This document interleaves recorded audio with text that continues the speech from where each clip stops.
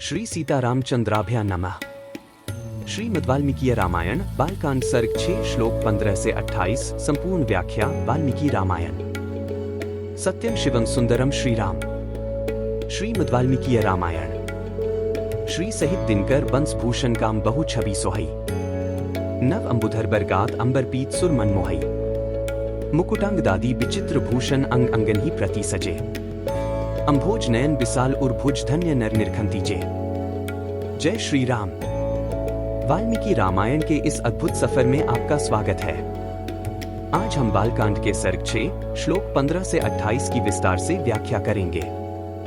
इस भाग में हमें महत्वपूर्ण जीवन शिक्षाएं और धर्म की गहरी बातें सीखने को मिलेंगी। वीडियो को अंत तक देखें और अपने विचार कमेंट करें। पिछले भाग में हमने बालकांड सर्ग 6 के श्लोक 1 से 14 की चर्चा की थी, जहां संक्षेप में पिछला विषय दोहराएं। आज हम जानेंगे वाल्मीकि रामायण के इस सर्ग में कौन से महत्वपूर्ण घटनाक्रम घटते हैं, श्लोकों में छिपे आध्यात्मिक और व्यावहारिक जीवन के गूढ़ संदेश। नाष्टंग वित्रास्ति नावरतो न ससृदः न दीन क्षिप्त चित्तो वा व्यथितो वापि कश्चन 15। उस पुरी में वेद के 6 अंगों को न जानने वाला, व्रतहीन, सहस्रों से कम दान देने वाला, दीन, विक्षिप्त चित्त अथवा दुर्खी भी कोई नहीं था। 15। कश्चिन नरो वा नारी वा ना श्रीमान नाप्य रूपवान द्रष्टुम शक्यमयोध्याया नापि राजन्य भक्तिमान। 16। अयोध्या में कोई भी स्त्री या पुरुष ऐसा नहीं देखा जा सकता था जो श्रीहीन, रूपरहित तथा राजभक्ति से शून्य हो। 16। वर्णेश वग्र्य चतुर्थेषु देवता तिथि पूजका कृतज्ञाश्च वदान्याश्च शूरा विक्रम संयुता। 17।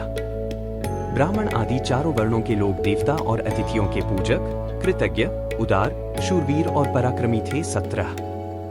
दीर्घायुषो नराः सर्वे धर्मं सत्यं च संश्रिताः सहिताः पुत्र पौत्रैश्च नित्यं स्त्रीभ्यः पुरोत्तमे। 18। उस श्रेष्ठ नगर में निवास करने वाले सब मनुष्य दीर्घायु तथा धर्म और सत्य का आश्रय लेने वाले थे।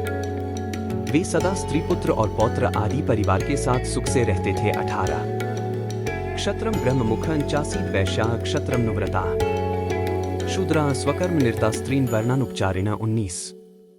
क्षत्रिय ब्राह्मणों का मुंह जोते थे, वैश्य क्षत्रियों की आज्ञा का पालन करते थे और शूद्र अपने कर्तव्य का पालन करते हुए उपर्युक्त तीनों वर्णों की सेवा में संलग्न रहते थे। 19।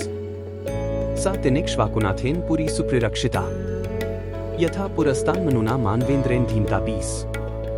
इक्ष्वाकु कुल के स्वामी राजा दशरथ अयोध्यापुरी की रक्षा उसी प्रकार करते थे जैसे बुद्धिमान महाराज मनु ने पूर्व काल में उसकी रक्षा की थी। 20। योधा नाम अग्निकल्पाना पेशला नाम मर्षिणाम संपूर्णा कृत विद्याना गुहा केसरिणामिव। 21।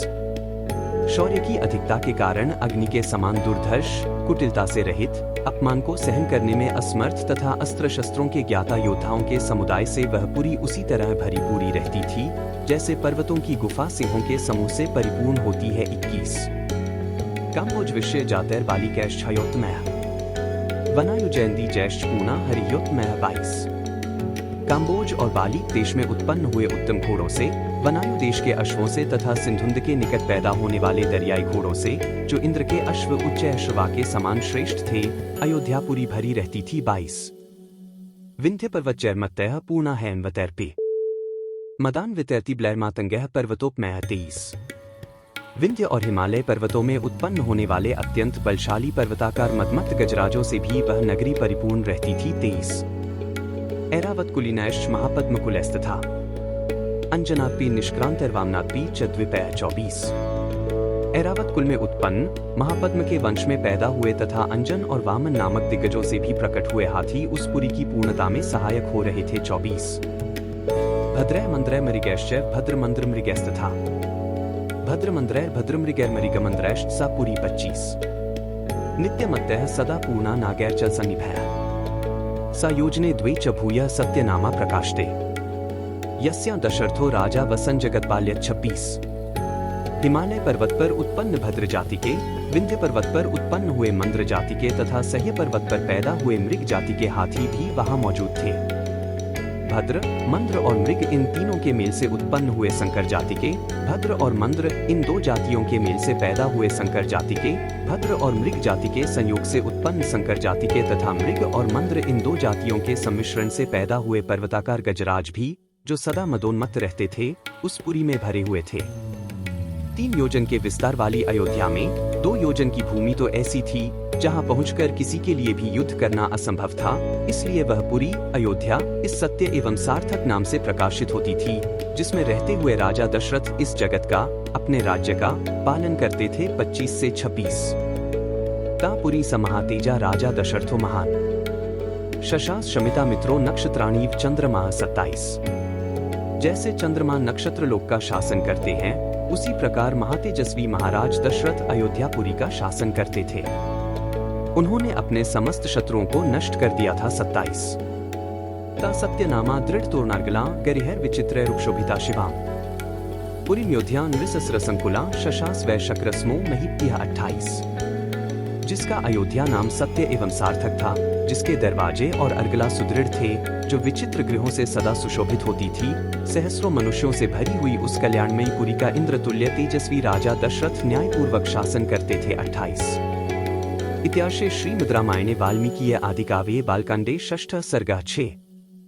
इस प्रकार श्री वाल्मीकि निर्मित आर्ष रामायण आदिकाव्य के बालकांड में छठा सर्ग पूरा हुआ। 6 कल के एपिसोड में हम बालकांड सर्ग 7 के श्लोक 1 से 12 की चर्चा करेंगे, जिसमें संक्षेप में अगले भाग का परिचय दें। वाल्मीकि रामायण के इस दिव्य ज्ञान को और अधिक जानने के लिए हमारे साथ जुड़े रहें।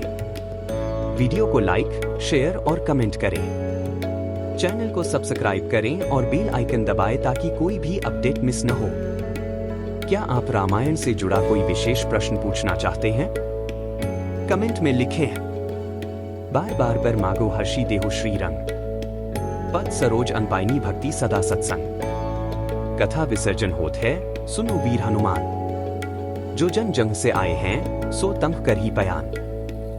बोलो सियावर रामचंद्र जी की जय, राम भक्त हनुमान जी की जय, उमापति महादेव जी की जय। मंगल भवन अमंगलहारी, द्रवहु सुत सरथ अजिर बिहारी, दीन दयाल बिरिदु संभारी, हरहु नाथ मम संकट भारी। जय सिया राम, जय जय सिया राम।